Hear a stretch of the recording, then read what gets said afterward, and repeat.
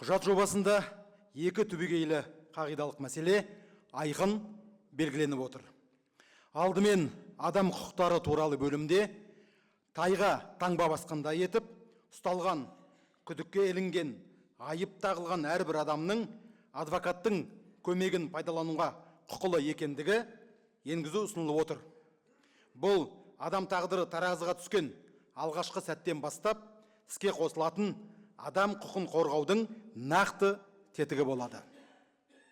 Сонымен қатар, ұсынылған құжат жобасында адвокатураның мәртебесі жеке институт ретінде бекітілетіндігі айтылып отыр.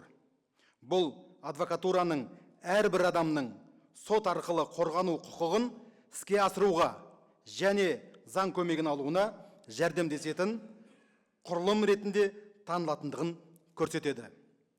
Азаматтарды қорғау заңның сәні емес, ол заңның мәні. Осы тұста айта кетер бір жайт бар. Өздеріңізге белгілі, комиссия құрамында адвокатураның екі өкілі бар.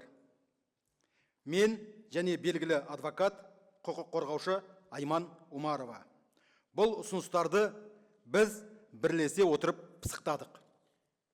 Біз бұл мәселеге кәсіби мүдде тұрғысынан емес, еліміздегі адам құқықтарын қорғау тетіктерін одан әрі жетілдіру қажеттігі тұрғысынан қарадық. Сонымен қатар, біз тек өз көзқарасымызбен ғана шектелген жоқпыз. Әріптестерімізбен бірге талқыладық.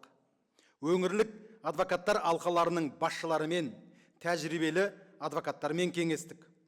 Құқық нормаларын күнделікті тәжірибеде қолданып жүрген адамдармен пікір алмастық. Бұл талқылау бізге бұл кепілдікті қоғам көптен күтіп жүргенін, осындай жаңа конституциялық норма өмірде шын мәнінде қажет екендігін көрсетті. Осыдан 2 ай бұрын Республикалық адвокаттар алқасы төрағасының сайлауы өтті. Бұл қызметке 15 үміткер таласты. Олардың барлығының дерлік сайлау алды бағдарламасында бір ортақ ой болды. Ол адвокатура мәртебесін конституциялық деңгейде бекіту. Мен мұны неге айтып отырмын? Бұның өзі кәсіби қауымдастықтың ішінде осындай конституциялық нормаға деген сұраныс пісіп жетілгенін көрсетеді. Менің ойымша, бұл адам құқықтарын қорғау ісінде алға жасалған серпінді қадам, түбегейлі бетбұрыс болмақ. Осы тұста бір нәрсені арнайы атап өткім келеді. Бұл нормалардың көрініс табуы комиссия мүшелерінің мәселеге терең әрі жауапкершілікпен қарағанын көрсетеді.